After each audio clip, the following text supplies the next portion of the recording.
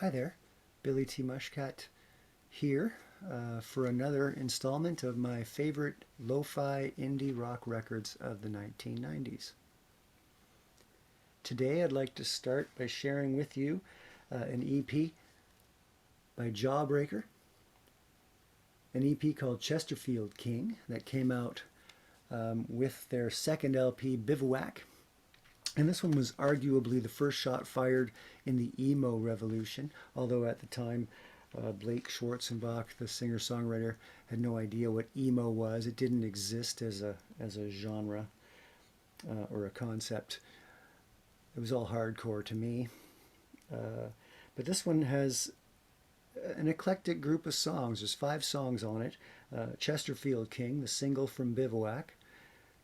Tour Song, which came out on their next album, 24 Hour Revenge Therapy, another great collection of hardcore songs. And it has a couple of interesting covers on the B-side by Joan Jett and Chrissie Hynde. So a really nice eclectic little mix for anyone to enjoy. I highly recommend this record. Blake Schwarzenbach went on to start the band Jets to Brazil, I'm not sure, in the late 90s. If you like Jets to Brazil, you'd probably like Jawbreaker. Now, no episode of my album reviews would be complete without some Canadian content, because I am Canadian. So I'm going to share next Sloans, One Chord to Another. This one came out right after their album Twice Removed, which was on David Geffen Records, but this marked the end of that relationship with Geffen and a return to Halifax, Nova Scotia, and they released this one on their own label, Murder Records. Murder put out great records by Hardship Post and Sloan and Thrush Hermit and all sorts of great Halifax bands in the early 90s. That's another rabbit hole to go down. This one had arguably some of their best songs. The Good in Everyone, Everything You've Done Wrong, Junior Panthers, Autobiography, The Lines You Amend. I mean, it's a really good album.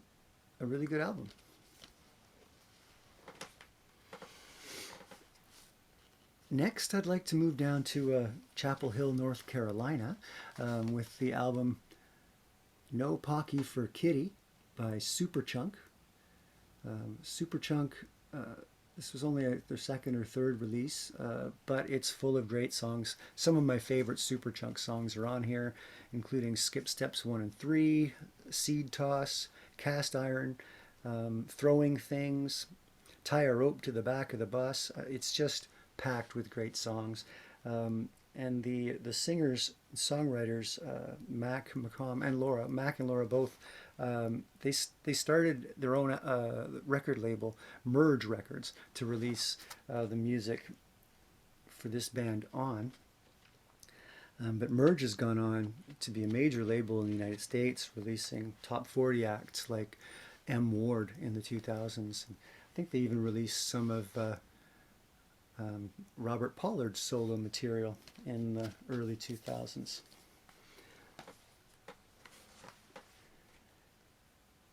One of the bands that Merge supported and promoted and released material for in the early 90s was another band from that area called Polvo, which I believe is Spanish for dust.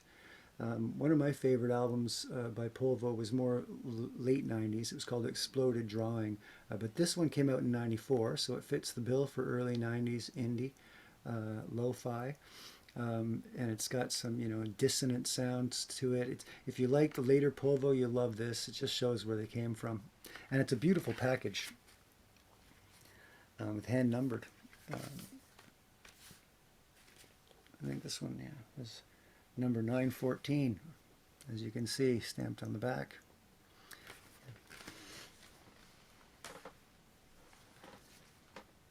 And last but not least, I have to include a Guided by Voices album because they are my favorite band. And most people's favorite is B1000 that came out in 1994, and it's a great lo-fi record. But just to be different, I'm going to talk about the one that they put out the next year in 1995, Alien Lanes.